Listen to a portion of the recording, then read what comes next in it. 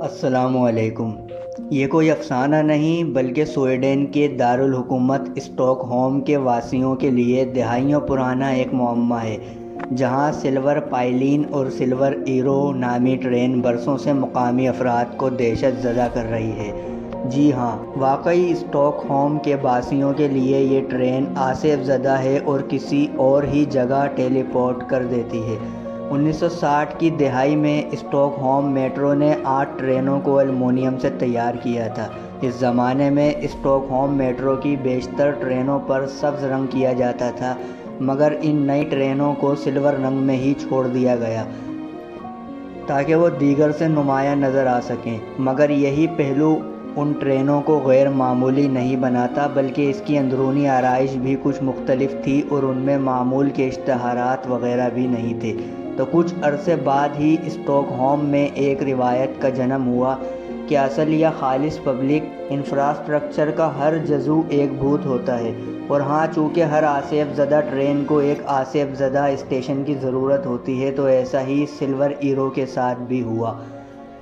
روایات کے مطابق اس ٹرین کی منزل عجیب تھی، یعنی ایک متروک اسٹیشن جسے کائملنچ کہا جاتا ہے۔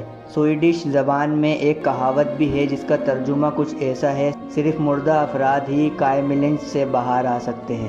ایسا کہا جاتا ہے کہ جب کوئی سلور ایرو پر سوار ہوتا ہے تو پھر کبھی باہر نہیں آ پاتا، اس لیے نہیں کیونکہ وہ مر جاتا ہے، بلکہ یہ ٹرین وقت کے کسی چکر میں پھنس جاتی ہے اور وہیں گھومتی رہتی ہے۔ کہانی کا ایک اور ورژن بھی ہے جس کے مطابق یہ ٹرین سال میں صرف ایک بار رکتی ہے۔ اس وقت تک تمام مسافر زندہ مردہ بن چکے ہوتے ہیں۔ ویسے اس ٹرین اور اس کے اسٹیشن کی حقیقت بھی بہت دلچسپ ہے۔ اسٹاک ہوم میں اس طرح کی ٹرین کو چلانے کا فیصلہ ایک ٹیسٹ کے طور پر کیا گیا تھا، تاکہ دیکھا جا سکے کہ عوام اس طرح کی آرائش سے محروم ٹرینوں پر کس طرح کا رد عمل ظاہر کرتے ہیں۔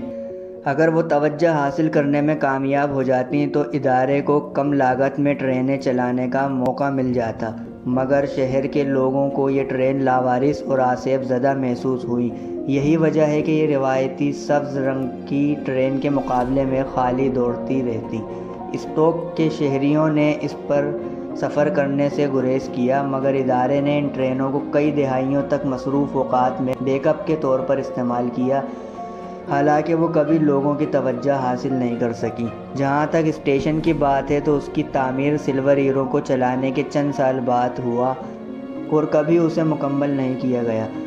اس کی وجہ یہ تھی کہ پہلے سوچا جا رہا تھا کہ ایک ترقیاتی منصوبہ مکمل ہونے پر اس اسٹیشن پر جانے والوں کی تعداد بڑھ جائے گی، مگر وہ منصوبہ ابھی مکمل نہیں ہوا، تو اسٹیشن کو ایسے ہی چھوڑ دیا گیا اور اسے دیکھ کر لوگوں کو سلور ایرو کا خیال آتا اور انہوں نے اسے ایک آصف زدہ ٹرین کے ساتھ منسلک کر دیا۔ تو آصف ہے یا نہیں، اس سے قطع نظر اس روایت کے بارے میں کافی کچھ حقیقی ہے، یعنی ایک حقیقی ٹرین اور کبھی مکمل نہ ہونے والا اسٹیشن۔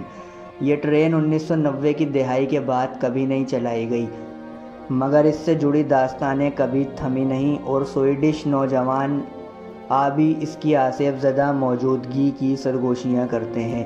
اس ٹرین کی ایک بوگی کو آج بھی اسٹاک ہوم پولیس اکیڈمی میں دیکھا جا سکتا ہے، جس کو زیر ترتیب اہلکاروں کو میٹرو ٹرینوں میں جرائم کی تحقیقات کی تربیت دینے کے لیے استعمال کیا جاتا ہے۔ آپ لوگوں کا اس بارے میں کیا خیال ہے؟ میں تو اسے ایک افواہ سمجھتا ہوں۔